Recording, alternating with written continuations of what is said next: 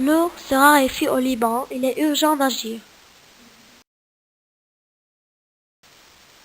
Le Liban est menacé de sécheresse. Pour l'année 2013, les précipitations s'élèvent à 430 mm, soit 50% de moins que la moyenne saisonnière. Le Liban est donc directement touché par le réchauffement climatique. L'accroissement de la population, la déforestation, l'urbanisation, la pollution de l'air sont les causes globales du réchauffement. S'agissant du Liban, les estimations annoncent une augmentation des températures de 2 à 4 degrés. Si ces estimations se réalisent, cela signifierait que le climat du Liban devient semi-aride et non plus méditerranéen. Concrètement, la saison d'été sera plus longue et plus sèche, rendant plus difficile l'approvisionnement en eau. En effet, celle-ci dépend en grande partie de la fonte des neiges, soit 1,2 milliard de mètres cubes par an. Les prévisions. Dans le cas d'une augmentation des températures de 2 degrés, la fonte des neiges ne produira plus que 700 millions de mètres cubes. Si la température devait augmenter de 4 degrés, le volume d'eau dû à la fonte des neiges ne serait plus que de 350 millions de mètres cubes. Le total des eaux renouvelables, estimé à 2,7 milliards de mètres cubes par an, tombera à 2,2 milliards de mètres cubes pour une hausse de 2 degrés et à 1,8 milliards de mètres cubes pour 4 degrés. À droite, la photo d'une station de ski sans neige en janvier 2014. L'eau est gaspillée. L'agriculture utilise des techniques d'irrigation archaïques. Ce secteur utilise 55% de la demande totale en eau. Ajoutez à cela, le réseau de distribution de l'eau est vétuste. L'eau s'écoule des canalisations percées. Le pompage sauvage des eaux souterraines résulte sur une diminution des ressources aquifères de l'ABK. Les ressources aquifères côtières subissent également l'intrusion des eaux de mer. Hélas, une partie de la population ne sont pas conscients des enjeux du développement durable et adoptent un comportement irresponsable. L'eau est gaspillée. L'agriculture utilise des techniques d'irrigation archaïques. Ce secteur utilise 55% de la demande totale en eau. Ajoutez à cela, le réseau de distribution de l'eau est vétuste.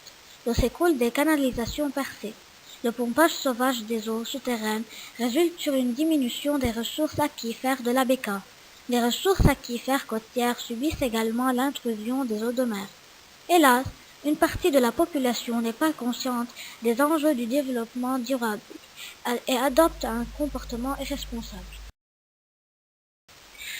Les recommandations. Prendre une douche nécessite 30 à 80 litres d'eau pour 5 minutes, au lieu d'un bain qui nécessite 100 à 150 litres d'eau. Ne pas laisser couler l'eau en brossant les dents ou en faisant la vaisselle. Réduire la quantité de détergent. Repérez les fuites d'eau dans la maison et faites-les réparer. Arrosez le jardin le soir quand l'évaporation est moins forte. La photo à droite montre la pollution du fleuve Abou Ali à Tripoli. Le niveau du lac artificiel Kalaoun, photo ci-contre, dans le Bekaa ouest, baisse à cause de la sécheresse. En 2011, la quantité d'eau dans le secteur agricole, industriel et domestique était supérieure à la quantité d'eau extraite. Le déficit s'élevait à 73 milliards de mètres cubes. Selon les prévisions, ce déficit devrait atteindre les 876 milliards de mètres cubes si un plan de la gestion de l'eau n'est pas appliqué. La Direction générale des ressources hydrauliques a établi un plan stratégique sur 10 ans. Ce plan et les amendements des lois ont été votés par le Parlement. Leur exécution traînait à cause des instabilités politiques. Les actions de la stratégie d'anticipation. 1. Stocker les eaux de ruissellement qui s'écoulent en surface dans les barrages et les lacs collinaires. 2.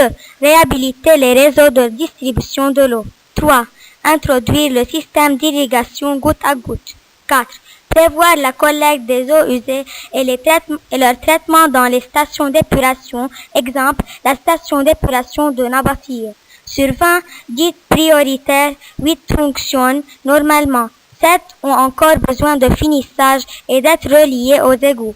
3 sont en cours de construction. Jusqu'à présent, 85% des eaux usées sont rejetées directement dans la mer.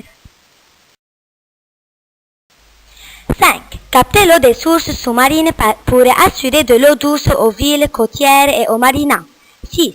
Planter les arbres pour accroître l'absorption de l'eau par les terres et réduire les effets du réchauffement climatique. Par exemple, la forêt de Cassine. Source des informations, entrevue de Dr. Fadi Komer, directeur général des ressources hydrauliques et électriques au ministère de l'énergie et de l'eau, président d'honneur du réseau euro-méditerranéen des organismes de bassin, Lorient le jour junior du mois de mai 2014. Notre visite à la centrale hydraulique de Blaouza dans la vallée Sainte. Cette année, à cause du manque d'eau de ruissellement, seulement 3 machines sur 9 ont fonctionné. Au lieu de générer 9 MW par heure, seulement 4 MW par heure ont été produits.